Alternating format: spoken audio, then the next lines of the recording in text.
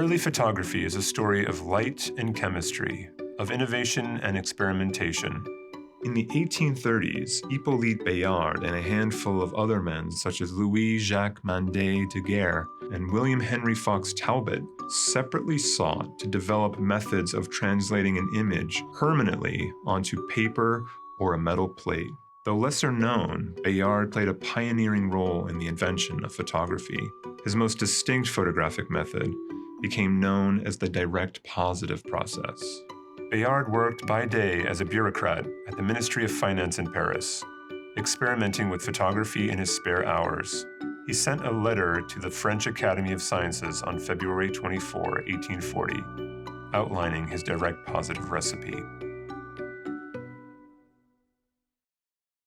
All photographic systems rely on the fact that certain substances react and change when exposed to light.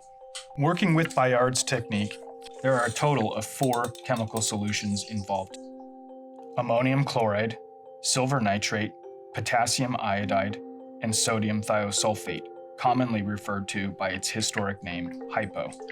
The first step is to immerse a piece of thin paper in the ammonium chloride solution for a few minutes. Then hang it to dry.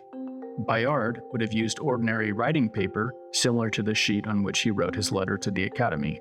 Once it's dry, it gets floated on the surface of the silver nitrate solution, and again, we hang it to dry. When dry the second time, the sheet is exposed to the sun for about 4 minutes. During this time, the sheet will darken completely. Back in the darkroom, the sheet gets immersed a second time in a solution of potassium iodide.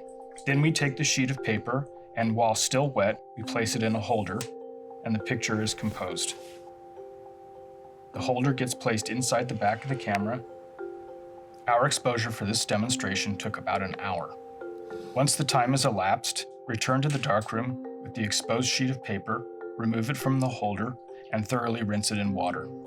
Then immerse the sheet in the hypo solution and rinse it thoroughly again in water, which removes all the unused chemicals. Then the sheet gets hung up to dry for the final time. The resulting image is referred to as a positive, which means the darks and lights appear as they did in the original scene. The results we got for this demonstration are fairly close to the small number of surviving examples. Bayard's early direct positives were soft in focus and typically brownish yellow in hue due to potassium iodide. He went on to experiment with and improve upon other photographic processes on paper. He turned to negative positive processes so that he could make multiple prints from one negative. These images offered clear details and a range of tones. Over his decades-long career, his curiosity never diminished.